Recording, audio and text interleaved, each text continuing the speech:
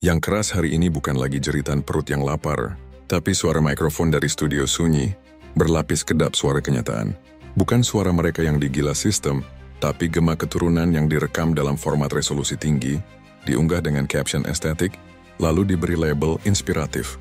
Mereka bukan motivator, mereka adalah orator katalog, produk dari kemudahan, bukan perjalanan. Tak tahu rasanya ditolak kerja hanya karena tak punya orang dalam, tapi lihai bersabda soal jangan menyerah.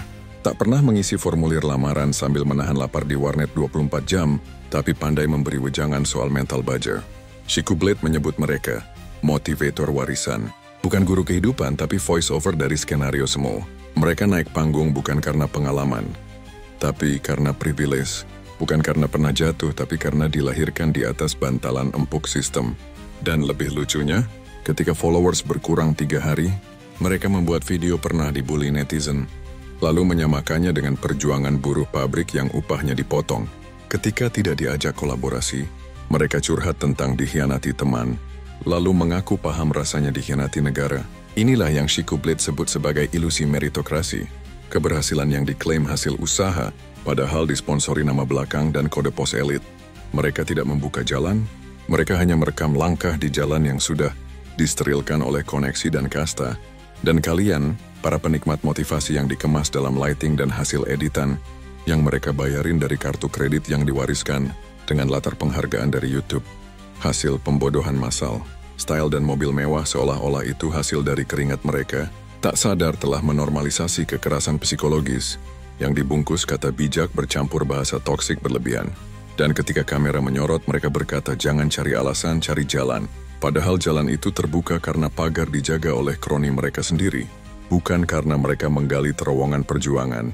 Shiku Blade menyebut fenomena ini khotbah dari balkon kemewahan, sebuah pertunjukan hipokrisi, di mana penderitaan dipoles jadi narasi dan kenyamanan dipoles jadi kisah sukses. Masih belum yakin juga?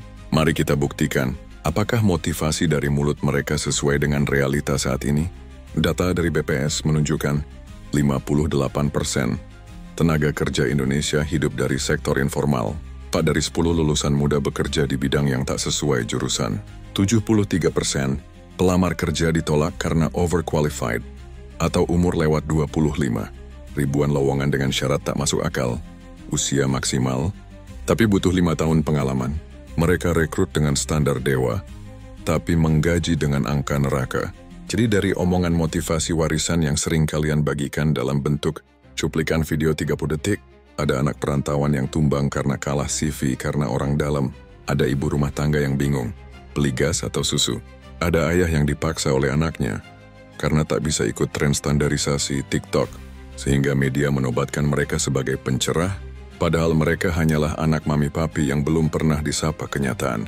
Ingat, data dan realita tidak bisa ditutupi oleh ilusi engagement manapun, dan apakah mereka salah sepenuhnya? Tentu tidak. Karena selain mereka yang berbicara tanpa isi, ada kita yang menyimak tanpa berpikir, menekan like, follow, share, lalu ikut giveaway murahan demi Android dan uang recehan. Sebuah barter murahan, perhatian dibayar pakai mimpi palsu, akal sehat ditukar dengan barang.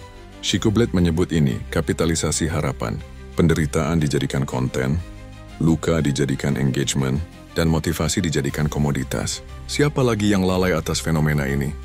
Kalian yang diberi kesempatan untuk berkarir tapi menyalahgunakan. Alih-alih bersyukur, malah bergaya hidup Gen Z high life, menyalahgunakan fasilitas, menjatuhkan rekan kerja dengan menjilat atasan, lalu menyulap teguran menjadi konten play victim. Lupa bahwa kepercayaan bukan privilege tapi amanah. Dan ketika kalian gagal menjaganya, dampaknya mengalir ke mereka yang sedang berjuang, demi bisa berada di posisi yang kini kalian remehkan. Dan di saat Shiku Blade berkata dengan fakta, komentar netizen pun muncul. Kalau nggak suka, tinggal skip.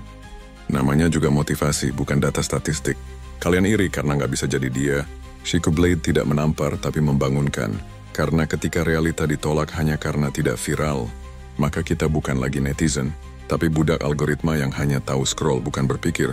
Jika kalian masih bilang, namanya juga motivasi Gen Z, wajar kalau kasar, maka kalian sedang menyamakan inspirasi dengan intimidasi. Motivasi sejati tidak keras tapi logis, tidak menggurui tapi membangkitkan nalar. Motivasi yang lahir dari luka akan mengajak berpikir, bukan menyuruh diam dan patuh. Karena ketika nalar dimatikan oleh suara, maka kita hanya berjalan dalam lingkaran, terjebak dalam motivasi yang memaksa, bukan membebaskan. Solusinya bukan menyerang mereka tapi membedah ilusi. Pertama, bedah jejak bukan suara. Lihat apa yang mereka alami, bukan apa yang mereka ucapkan. Validasi berasal dari pengalaman, bukan pencitraan, apalagi mengadakan giveaway dengan cara follow akun mereka.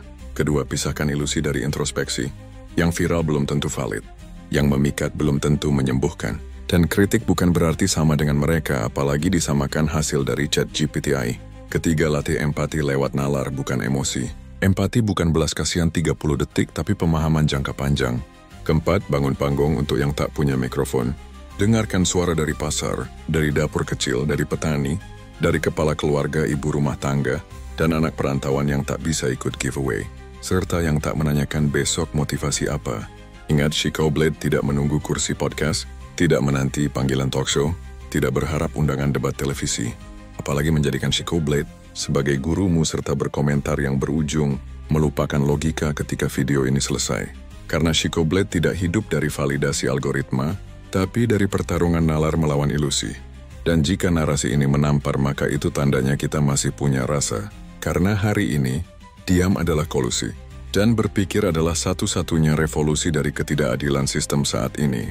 Sampai jumpa di medan pembasmi ilusi berikutnya, di mana logika akan selalu lebih tajam dari algoritma, dan motivasi bukan lagi milik pewaris, tapi mereka yang pernah dirampas. Serta kesuksesan bukan dari mereka yang hidup dari atas, apalagi dari motivasi murahan, tapi dari mereka yang mendaki tanpa tangga, dengan logika yang hidup, bukan sekedar naluri hewan untuk bertahan. Salam hormat dari saya, Chico Blade.